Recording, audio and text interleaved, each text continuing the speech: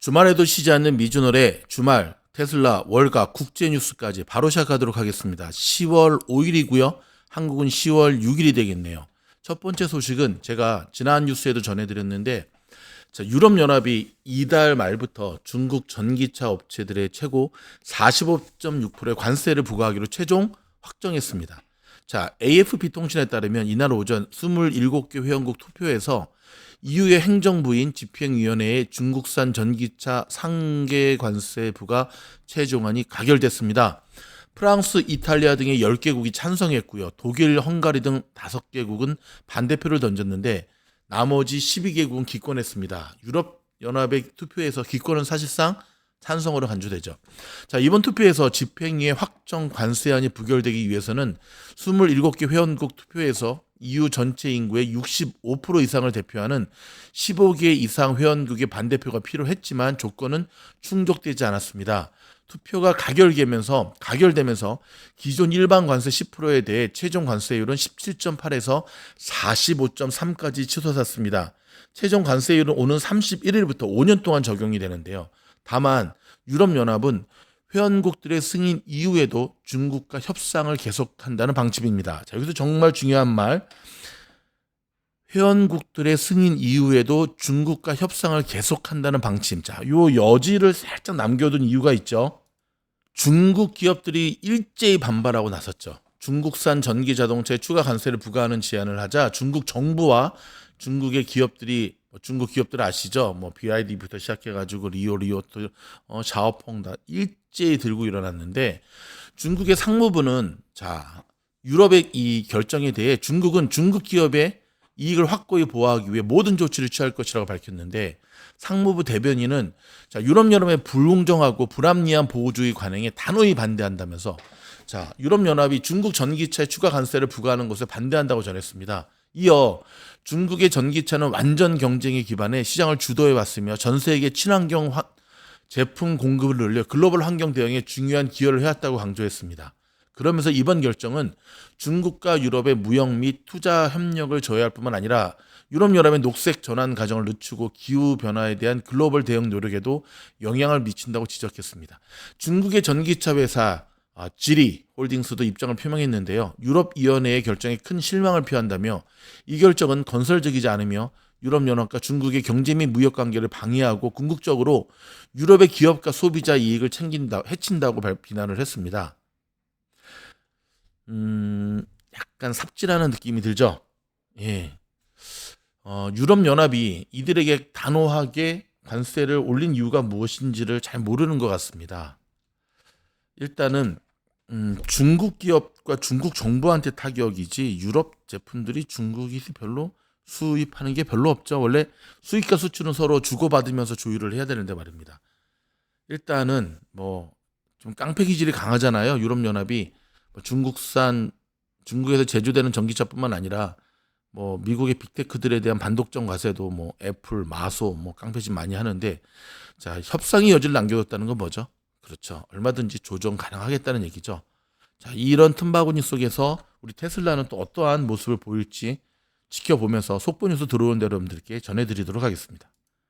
금요일 날 이제 고용보고서 발표됐잖아요. 그렇죠. 비농도 발표됐고 미국의 고용시장 상황이 예상보다 좋은 것으로 나타나면서 빅컷 전망이 급감해버렸죠. 지금 25bp 쪽으로 90% 넘게 지금 쏠렸다는 이야기인데 미국의 경제가 너무 뜨겁지도 않고 차갑지도 않은 골디락스에 가까운 상태지만 중동 지역 긴장 고조 등으로 인해 투자자들이 안전띠를 풀 때가 아니라는 경고도 나오고 있습니다. 근데 저는 여기서 한 가지 좀 의문을 제시합니다. 미국의 경제가 뜨겁지도 차갑지도 않는 골디락스? 지금이 골디락스인가? 우리가 한번 곰곰이 생각을 해봐야 될 필요가 있는데요. 이게 우리가 어떤 커피를 먹을 때 너무 뜨겁게 먹으면 혓바닥 다디잖아요. 그렇다고 커피 물이 또 뜨겁지 않으면은 이게 커피 맛이 안 나잖아요. 그렇죠? 딱 좋을 때가 있잖아요. 딱 좋을 때. 물도 마찬가지죠. 이게 차갑지도 뜨겁지도 않은 맹맹한 물이 딱 좋을 때도 있지만 이건 좀 뭔가 차갑지도 아이스워터도 아니고 핫워터도 아니고.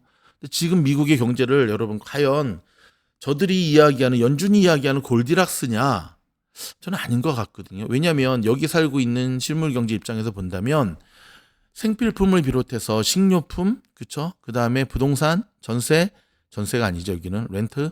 이런 쪽에 대해서는 떨어지지 않기 때문에 굉장히 부담감을 많이 느끼고 있고, 미국에 살고 있는 대다수의 서민들, 국민들이 체감할 수 없는 분야에서만 인플레이션이 내려왔거든요. 그럼 이게 뭐 골디락스야. 숫자 갖고 장난하는 거지. 그리고 좀 지나고 나면은 또 숫자 갖고 장난해서 막 어저스트하고 뭔가 조금 느낌이 좀 안 좋죠. 자, 블룸버그 통신은 오늘 나온 기사에서 미국의 고용 시장이 놀라울 정도로 강한 모습을 보이며 연준의 금리가 천천히 인하할 여지를 줬다고 말했는데요. 미국의 노동부는 어저께 금요일 날 미국의 비농업 일자리가 전월 대비 25만 4천 명 증가했다고 전날 밝혔는데, 이는 지난 3월 이후 6개월 만에 가장 큰 폭입니다. 9월의 실업률은 4.1%로 전월 대비 0.1%포인트 하락했고, 전문가 예상치도 밑돌았는데요. 이에 JP모건과 뱅크 오브 아메리카는 11월 연준 금리 인하폭 전망치를 0.5포인트에서 0.25포인트로 수정했습니다. 그러니까 25bp죠.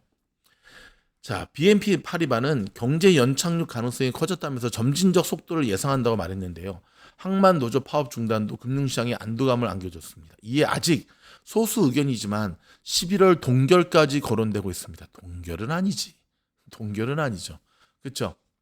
0%와 25bp 사이에 결정이 될 것이라고 말하고 있는데, 9월에 물가 상승률이 높게 나오면 11월 금리 인하에도 의문이 제기할 수 있다고 밝혔습니다. 자, 그러면서 여러분, 이번 주에 발표되는 CPI와 PPI가 얼마나 중요한지 아시죠? 그렇죠? 자, 일단 반대 의견도 물론 있습니다. 반대 의견 좀 제가 보도해 드리도록 하겠습니다. 11월 빅컷에 대한 기대가 완전히 사라진 것은 아닙니다.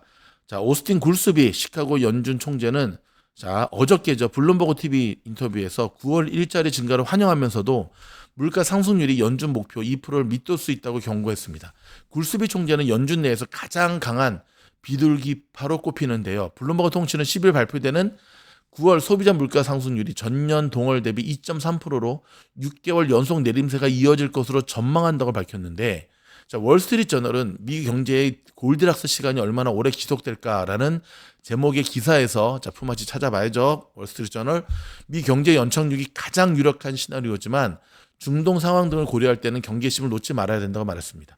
자, 월스트리트저널은 고용 시장 상황을 볼 때 미국 경제가 골디락스에 가까운 것으로 보인다고 평가를 했는데요. 투자자들을 안심시킬 만큼 따뜻하지만 점진적 금리 인하를 중단시킬 정도로 뜨겁지는 않다는 겁니다.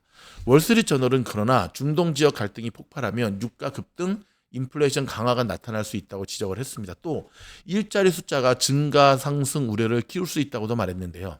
아시다시피 지난주에 이란의 미사일 공격에 대한 보복으로 이스라엘이 이란 석유 시설을 공격할 수 있다는 우려에 브렌트의 가격은 8% 넘게 뛰었습니다. 다만 이스라엘이 이란 유전 공격 외에 대안을 고려해야 한다고 조 바이든 대통령이 발언하면서 추가 상승을 제안했는데요.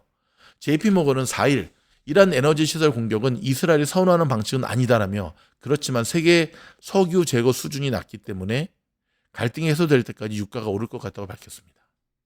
자, 호르무즈 해협이 막히면 사우디, 아랍에미레이트, 쿠웨이트, 이라크의 원유 수출에 영향을 받고 세계 소비의 5분의 1이 중단된다고 파이널 타임스가 5일 전했는데요.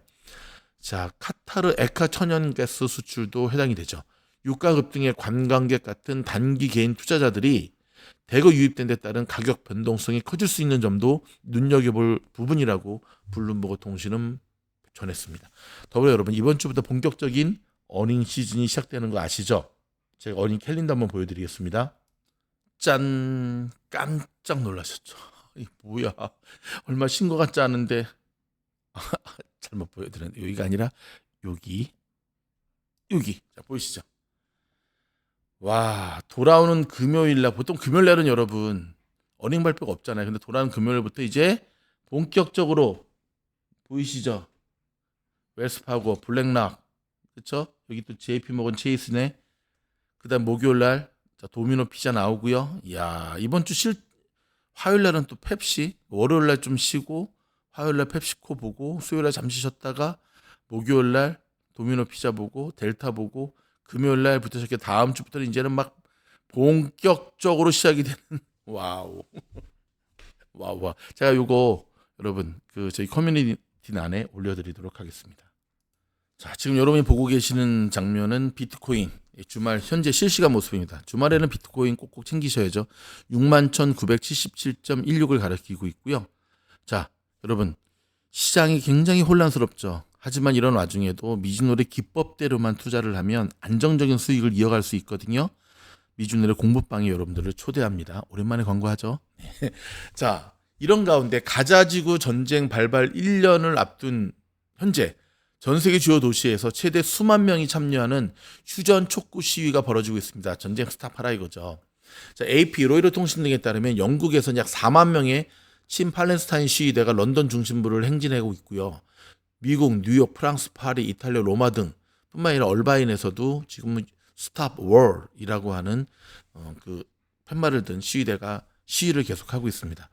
런던에서는 이스라엘 지지자들이 친팔레스타인 시위대 행진 때 이스라엘 깃발을 흔들어 몸싸움이 벌어지기도 하고 있고요. 로마에서도 약 6천 명이 팔레스타인의 자유를, 레바논의 자유 등의 구호를 외치며 팔레스타인 국기를 흔들고 있는데, 자, 검은 옷을 입고 얼굴을 가린 일부 시위대는 경찰을 향해 던지면 안 되지.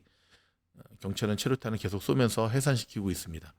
자, 예루살렘과 텔아비브 등의 이스라엘 주요 도시에서도 하마스에 끌려간 인질들의 석방을 요구하는 시위가 열리고 있는데요. 인질 가족들은 성명을 통해 이스라엘 정부가 인질 협상을 진전시키는데 여전히 아무것도 하지 않고 있다고 비판했습니다.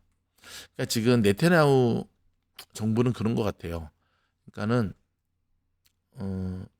인질 협상, 인질을 갖고 100명 정도 된다 그러잖아요. 헤즈볼라가 계속 그래도 개의치 않고 밀어붙일 때 결국 저들이 두 손 두 발 다 든다. 그러니까 그렇게 보면 사실 근데 인질로 끌려간 간족들 입장에서는 속탈 노릇이죠. 뭐 자기 가족들이 거의 뭐 지금 뭐 총알바지가 되는 거니까. 근데 네타냐후는 지금 그러한 정책을 피고 있습니다. 자, 이번 주 글로벌 경제 지표 가운데 굉장히 중요한 게 CPI 발표죠. 그리고 또 하나 있죠. 맞습니다. 테슬라의 드디어 로보택시 이벤트가 시작이 됩니다. 자, 요것 좀 잠시 제가 또 보여드리도록 하겠습니다. 자, 보시면 내일 월요일은요. 여기 보면은 애틀란타 연은 총재 발언이 있고 유로존의 8월 소매 판매 나오는데 중국은 휴장입니다. 국경절이랍니다. 화요일 같은 경우 미국 8월 무역 수지 나오고 있고요. 자, 9일 수요일 같은 경우는 FOMC 회의록 공개가 되고 10일 날이 이제 CPI 발표. 그다음 늘 매주마다 있는 신규 실업상 청구 건수가 있고 테슬라 로보택시가 드디어 공개됩니다. 이게 참 압권이죠. 근데 금요일은 생산자 PPI 발표 있고요. 미시간의 소비자 지수 발표 있고 아까 말씀드린 대로 은행주들 JP모건, 웰스파고의 실적이 본격적으로 시작이 됩니다. 그럼 주말에도 쉬지 않는 미주노래 속보 뉴스 다시금 저희가 내일 또 준비해서 찾아뵙겠고요. 저희의 이 소식, 이 영상이 도움이 된다 한다면 아직도 구독 안 하신 분들이 있네요. 구독하시면 미국 현지에서 생생하게 전달해 드리도록 하겠습니다. 고맙습니다.